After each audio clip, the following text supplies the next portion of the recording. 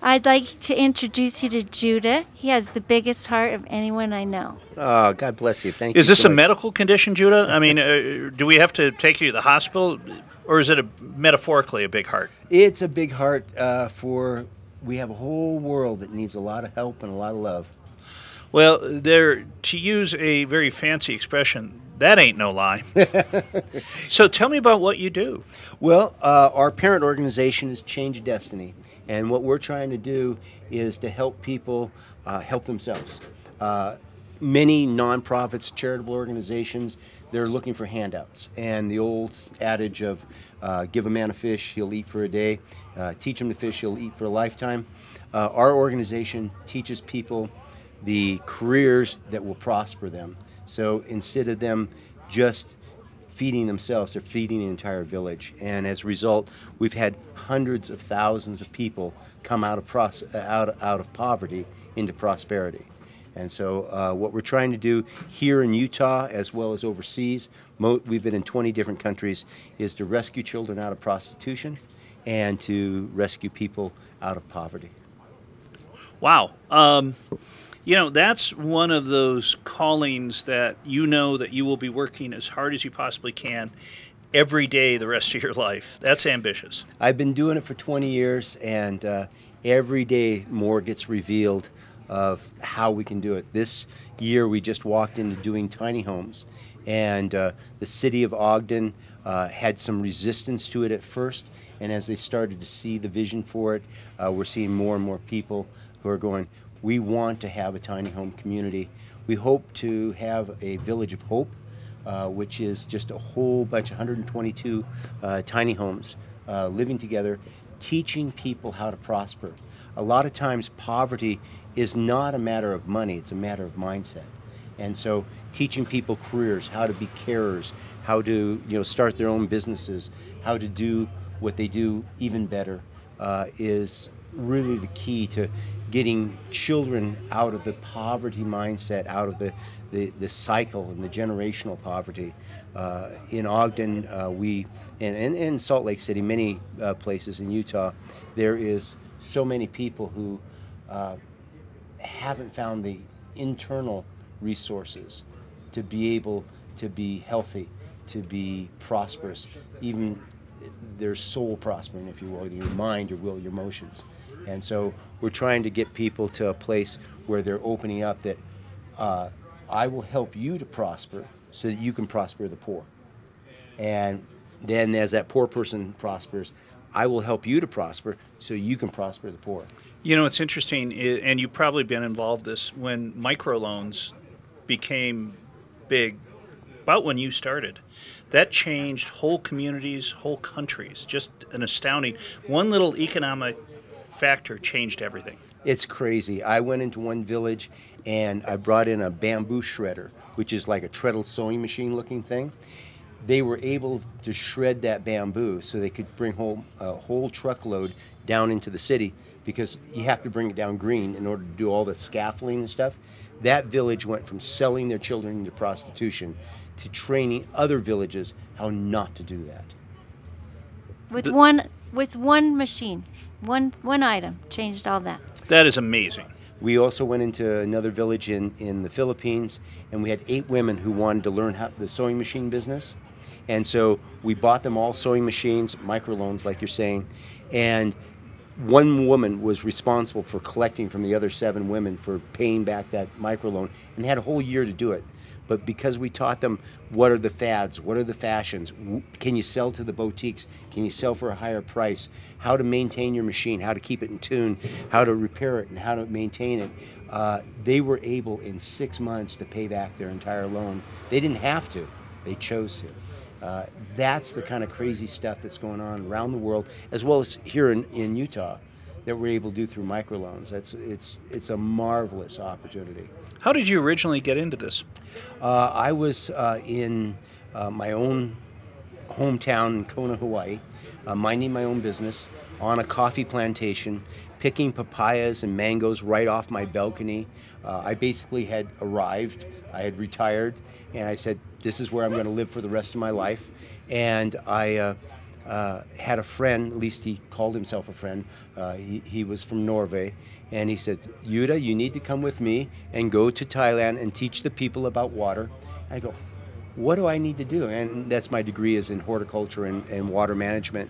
And we went there and we went in 3 different villages, and we taught them that clean water comes into the village and dirty water goes out of the village, because the kids were getting hookworms and dying from it. And so we're going into our 4th village, and a truckload of kids are coming down in the back of a pickup truck, which is usually the way that they get to school, but they were all crying, and usually they're all laughing. And I turned to my interpreter and I says, what's going on? He says, I don't know. We go into the village and there's a bunch of adults and they're all crying. They had just sold their kids into prostitution. And I quit. I said, God, I quit. I'm not going to do this anymore. You know, you show me how to make it different, because this is my line in the sand. And I looked up into the jungle, and up in the jungle there was wild coffee trees. I lived at Heavenly Hawaiian Coffee Plantation. You know, I go, duh, okay. And I went home, and I went to the Kona Coffee Council, and they gave me 5,000 coffee trees. We planted them in 3 different villages, and now there's 12 villages that have coffee plantations. They no longer sell their kids into prostitution. They're prospering. They're actually hiring refugees from Myanmar, which you call Burma. Burma, yeah. And just to watch that happen over the last 20 years has just been phenomenal, as we've seen all of Thailand get into the coffee business and prosper. It's been a phenomenal thing. Wow, that is an amazing story. Do you ever get back to Kona? Oh, all the time. Yeah, my wife, she doesn't let me, stop going back. But only about every 3, 4, 5 years we get to go back. But yeah, it's home. I started the first Kona, Hawaii ice hockey team. And I started it, and we play down the old airport park. We have our nice roller rink there, but once a year we play ice hockey over in Oahu. And so we owned a TV station over there. And so I'm very, very fond of Kona, but to leave and do something this amazing, wow. Isn't it great when you can write a whole new chapter in your life and feel that good about it? It has been 20 years of writing another chapter, another chapter, another chapter. We started off as the Family Investors Group. When I was young, I was an entrepreneur, and I taught people, family, to invest in prospering the poor. And then we went on to Mercy House Ministry and started that, and now with our parent organization, which is Change of Destiny, we're able to do this internationally as well as locally, set up these models for people to go, I can do that, and to look back, and now we have 300 associations, people, friends like yourself that hey, I want to do this, and this is how I want to do it, whether it's a car show or whatever the deal is, that you do some way of changing the world and changing people's destiny. It's a marvelous opportunity for us. People have it inside of them.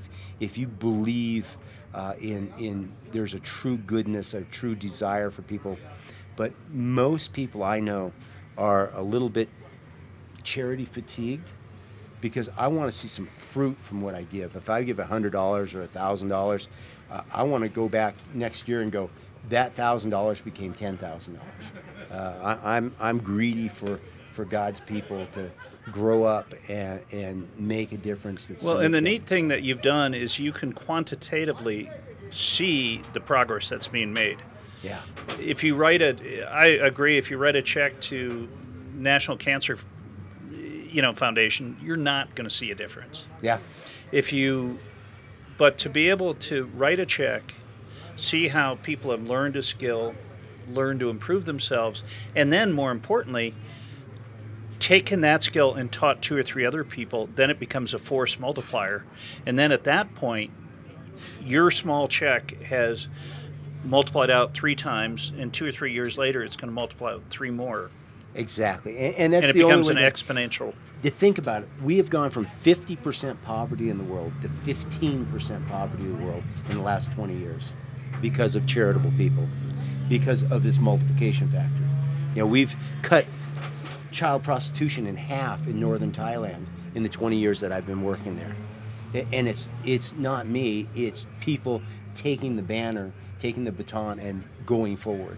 So, you know, it is so phenomenal to see, you know, courageous people And saying, I'm going to do something. in Salt Lake, we've got a great tradition of giving. Big time. And going back to, I have a friend of mine who is a eye surgeon, and he takes 1 week a month and flies coach all over the world. Coach, and I gave him so much garbage about that. I said, first of all, and he's doing it for the church, the LDS church. I go, come on, you deserve business class. And he is such a good person, he didn't listen to me at all, which shows he's a good person.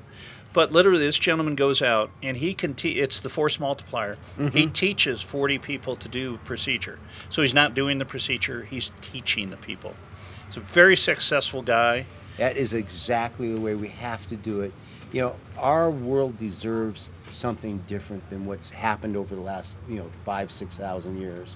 And what I see is the amount of barbarianism going down. I know that, you know, it's very popular in the news to say, you know, this is bad, that's bad, that's bad. But there are good and wonderful people who are changing the world, making a difference. And what you're saying, where you train other people to do what you do and do it better, I've been shown up 1,000 times from these unbelievable, wonderful human beings who are my heroes. Kids who were rescued out of prostitution at 12, who at 22 are running orphanages. You know, just insane kind of quality. They've gone for their social worker's degree. My kid, I've had the privilege of personally going in and rescuing kids out of brothels, 1,048 at this time. And now I'm seeing my children, my grandchildren in the faith, doing the same thing, you know? And I'm going, how do you get the guts and the courage to do that? And they're doing it. Well, here's the problem.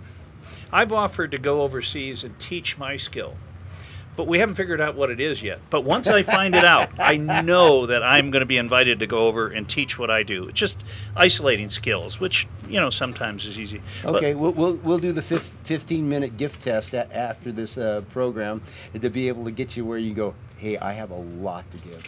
Everyone does. Well, I think bad TV being done all over the country and all over the world is maybe my skill. But there we go. It's been a pleasure talking to you. Thank you so much. Janae? I have a quick question for Judah. What makes you so awesome? He does. I do what's in front of me. Everything I've ever done in my whole life, it's like I've backed into it. I had no idea what I was doing. But having the courage to take the first step, that's all it takes. You'll dive into wonderfulness every single time. And I've done it for 45 years of, I have no idea what I'm doing, but I know people need to be loved, and I know that I have a little something I can give, which is love. There you go. Judah has the answers. God bless you guys. Mercy House Ministry, 253-861-5715. That's my phone number because I want you to call me personally. My name's Judah. It's mercyhouseministry.org. You can go to our website at mercyhouseministry.org or call me at 253-861-5715. God bless you. And thanks for being awesome. Thank you.